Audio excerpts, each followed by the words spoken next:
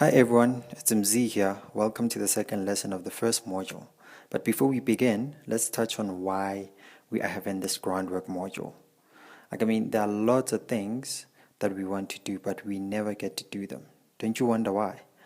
Sometimes it may be because we don't know what to do, but most of the time it's because it's hard to do these things. For example, you may know that you're supposed to wake up early in the morning to cover most of your work, but because of the warmth of your blankets, it becomes very hard. You know that you need to start eating healthy, but you still eat at a McDonald's. And sometimes we think it will only take you trying harder or you being better to start doing these things, but willpower doesn't help. You just need a different approach, and that's what this groundwork module is here to bring. The groundwork module helps you understand the problem you're solving so that you can come up with a solution, and from that solution, you'll understand your purpose.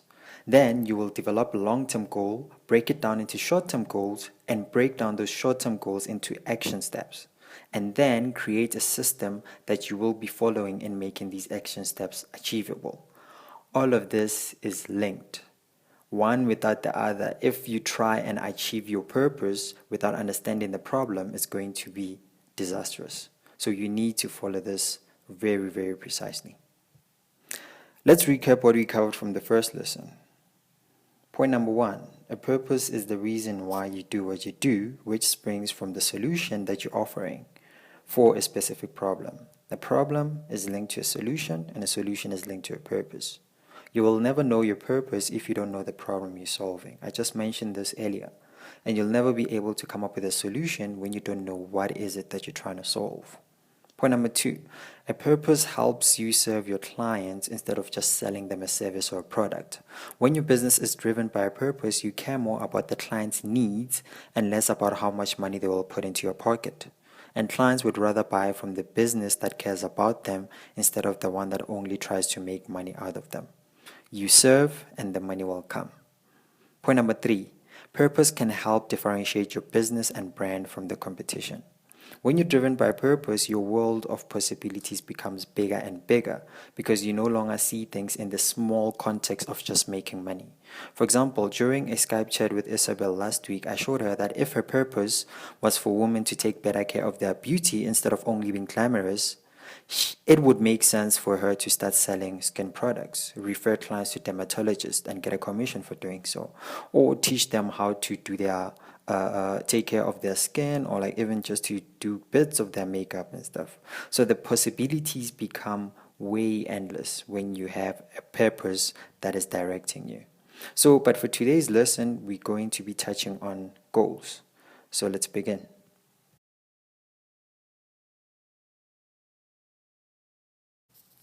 Why you need to set goals. Number 1, goals make your purpose tangible. A purpose touches on why you do what you do, but not on how you will achieve that purpose. So, goals help with dissecting that purpose so that you know where to begin. Then number 2, goals help you stay motivated. When you have a picture of where you want to be, that picture serves as a motivation while you work your way there. Goals help to form that picture for you. Then number 3, goals keep you focused. Goals help you use your time wisely and not spend it on things you don't need. By knowing your goal, you already know 50% of the things that you shouldn't be doing if you want to achieve your purpose. Therefore, the goal keeps you focused. Why most of us never achieve our goals? Like, there are lots of goals that I've set in my life, and most of them I just gave up on them. And looking back, I realized that most of my goals were vague. And that's the first point. The goal is vague. That is one of the reasons we never achieve our goals. What do I mean by this? So, during my time setting goals, I would say something like, my goal is to be successful. But success can mean lots of things. But if I make it tangible and quantify it to, I want to earn 1,000 this month, then that becomes a specific and achievable goal. And point number 2, the goal is unrealistic. Most people never achieve their goals because they set unrealistic, larger-than-life goals. A dream can be larger than life, that is fine, but a goal needs to be achievable, because when you feel your goal isn't achievable, you'll always wonder, why do you even bother pursuing it? And then you will end up giving up. The third point, being overwhelmed by fear. Most people never achieve their goals because they're so overwhelmed by the fear of failure. No one wants to fail and no one loves to fail, but sometimes that fear of failure may make it seem like not trying at all is better than trying. The solution to these problems is to make your goals specific. When your goal is specific, it becomes tangible and it would disqualify any unrealistic goal. Let's take the simple goal of wanting to earn 1,000. That goal is tangible because I know what 1,000 is. I already have a couple of ideas of how I'm going to make that 1,000. So that goal becomes tangible. But the goal of being successful, I wouldn't even know where to begin for me to be successful until I actually define what success means to me. So when your goals are specific, they actually help you take that larger than life purpose and then make it tangible. Number two, when your goals are specific, they become easy to measure. You're able to measure the progress for your pursuit. It's important to have measurable goals so that you can measure your progress. If your goals aren't measurable, you will never know how far you are from reaching them. And that may make you give up. That may just put in dismay into your life. So note, if you come up with a goal, like the second one when you start, don't override it. That's where everybody begins. But you will need to dig deeper. Ask yourself questions like, what do I mean by success? Is it money? Is it growth of business? What is success to me? And not everybody defines success the way you would. Hence, it's important to make your goal specific. To set your goals, you need to have a long-term goal, which you will break down into smaller short-term goals, and then you will begin to create action steps which will help you achieve those short-term goals. So let's go deeper into these. Long-term goal. Your long-term goal springs from the solution you want to employ in solving the problem you're passionate about. A long-term goal is the outcome of that solution. It's the results your solution will bring forth. A long-term goal also covers the what has to be done to achieve your purpose question. A purpose isn't actionable, and most of the time a purpose is big and may make you wonder if you will be able to achieve it. But a long-term goal helps to make your purpose actionable. As I mentioned earlier, a problem, a solution, a purpose, and goals are interlinked. If you haven't come up with a purpose for your business, it will be hard to come up with a long-term goal. For example, let's say your purpose is to get women to nurture their natural beauty while being glamorous. The solution to that can be to help women to be aware of how they can do this. And then the long-term goal can be to teach women how to take care of their beauty beyond just knowing how to use makeup. Short-term goals. Short-term goals are bits of goals that eventually make up the long-term goal when you put them together. If you achieve all your short-term goals, then you would have achieved your long-term goal. Short-term goals help reduce being overwhelmed by a long-term goal. It becomes easier and easier to do a task when you cut it into smaller tasks, and that's what short-term goals do. Short-term goals help to make a long-term goal achievable.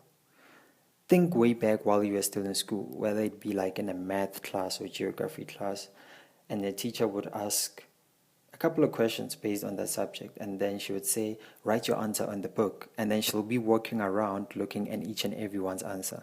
And if the teacher passed you and said, that is right, you are on a right track, you would be happy, but also you would be motivated that you would write your second answer with confidence. That's what short-term goals are. They are there to motivate you and inspire you to carry on. You need to ask yourself, what 10 things will you need in order to reach your long-term goal? Let me use a simple task like baking to explain this concept. If my long-term goal is to bake a cake, my short-term goals will be knowing the ingredients, knowing the instructions, getting the utensils, and buying the ingredients, and it goes on and on and on. The principle of being specific also applies on the short-term goals, because if your short-term goals are vague, then it's going to mess up the whole process. Short-term goals act as quick wins, and you should celebrate achieving each one of it. Don't overlook that, because these quick wins will motivate you to continue. These will keep you motivated, and they will lead you to achieve the long-term goal. Action steps. Each short-term goal will need to have action steps. Action steps are what will guide you in achieving that specific short-term goal. Bear in mind that some action steps for some goals you will know, but for those you don't know, you need to do some research. Don't leave them blank. And also note that action steps will be updated as you go, as you find out what is it that works for you and what is it that doesn't work, because there's no reason to keep doing what doesn't work for you. Whatever that doesn't work, stop doing it and find something that will work for you. Okay, now breaking it down, what you will need to do to achieve your short-term goal. You need to break it down to the last action. You need to know exactly step by step what is it that I need to do in order to get to that short-term goal. For example, using this whole task of baking a cake. The short-term goal number 1 will be to know the ingredients. So the action steps for knowing the ingredients would be to find recipes online. Then number 2, make sure that the ingredients used on that recipe I'm able to find. Number 3, know the measurements of the ingredients. Action step number 4, make a shopping list of all the ingredients. Action step number 5, go shopping for the ingredients. You see, that has taken that short-term goal and then broke it down into smaller tasks now, which are easy for you to do. And this is how you get to go up into achieving a short-term goal and then achieving a long-term goal and then achieving your purpose. Putting it all together, let's say the long-term goal is for you to bake a cake. You need to define your short-term goals from that long-term goal. So the short-term goal might be to know the ingredients, to know the instructions, to get the utensils, buy the ingredients, and so on and so on and so on. And then you need to choose one short-term goal which you will now define the action steps to. So like for instance, let's take the short-term goal of knowing your ingredients.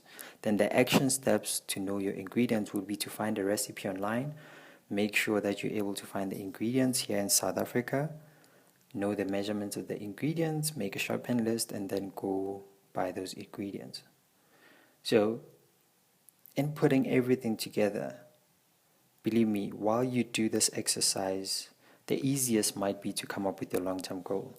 But when you get to your short-term goal, that might be a bit challenging and might take longer than it took to come up with the long-term goal.